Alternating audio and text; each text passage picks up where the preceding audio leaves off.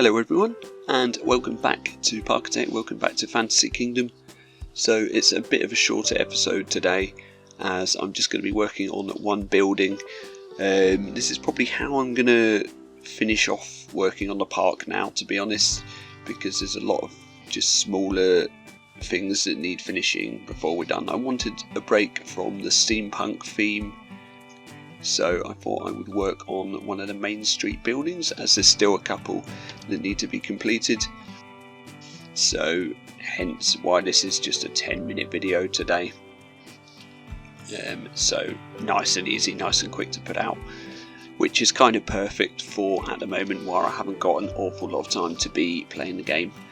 So the style of building we're working on here is again a very Disney-esque sort of fantasy style building, just taken from a reference image of one of the main streets in one of the Disney parks, straight off Google.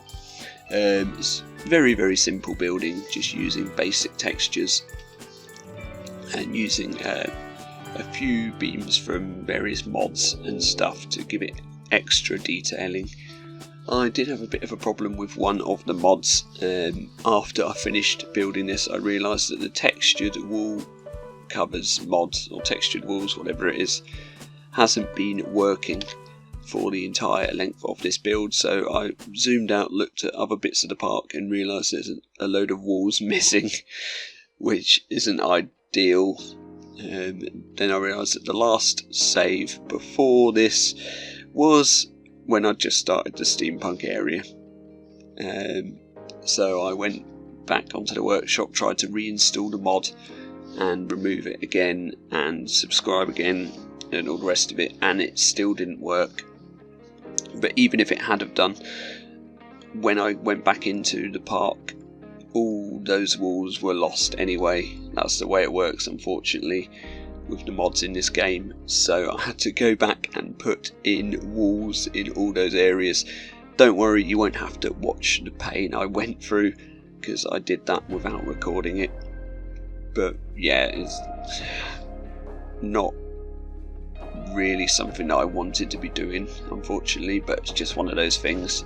So some of the walls, especially in the sort of adventure land style area, are just vanilla pieces now instead of the mods. So hopefully we won't have that problem again. But these things do happen from time to time, I guess. To be honest, there's not an awful lot to say about this building itself. Just using lots of sort of pillars and fancy fences and stuff to give it that nice Disney fantasy style feel to it, rather.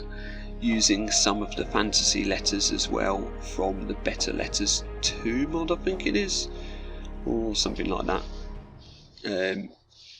And then I worked a bit more on the backstage area behind this, just to cover things up a bit with some trees and add a bit of detailing to the backstage area there. Before I started recording, like you can probably see, there's a couple of guests in the background. The guests were able to get into that backstage area. I've now made sure that they can't by putting staff pathing at either entrance to it, so only staff will use that area. They will clip straight through the door of this building, but it's not that easy to see because it's covered up by the balcony, so I'm not too worried about that really. I could have put a door, one of the opening doors there, but it didn't really fit in the sort of style I was going for. But again, that wouldn't have really mattered that much because you can't particularly see the door anyway. I'm using them wonderful new windows, which I believe someone commented saying they're by T020, is it? Or T010, another mod creator in the community. So yeah, fantastic job on those windows. I absolutely love them, and I'll definitely be using them a lot in future builds as well. And yeah, with all that being said, this building is coming together and almost complete. So a lot of the build really that you see here will just be the backstage stuff. It's a very simple building. It's just something that needed to fill space really, but I think it come together and look quite nice in the end. I'm pretty happy with it. So in the next video we'll probably be doing another similar sort of building on the other side, and then that will finally be the main street complete, because I just didn't want to do these buildings basically when I'd started, when I'd done the rest of the main street. I wanted to get on with the themed areas. So yeah, that's what I did. Looking at it now though, I am thinking that I kind of want to move it along one space to the left, if I can, because it's kind of joined to the entrance building at this point, and that's not really how I want to have it. So that might be something that I look back on doing, and in fact I don't know why I didn't do that in the first place. But yeah, that's pretty much the plan for that one. Yeah, you can see just behind that car there, I'm putting in some walls. I'm very confused to where them walls have gone, but I haven't quite realised what's happened by this point. It's not until I finished the whole build and saved it, obviously, that I realised, and the autosaves weren't any help because they are only made since I started working on this build and since the textured walls had already disappeared. So yeah, like I say, it's just one of those things. But yeah, that's pretty much all there is to say about this build. Like I say, I'll be back in the next one, hopefully building another similar main street style building as we come towards finishing the park.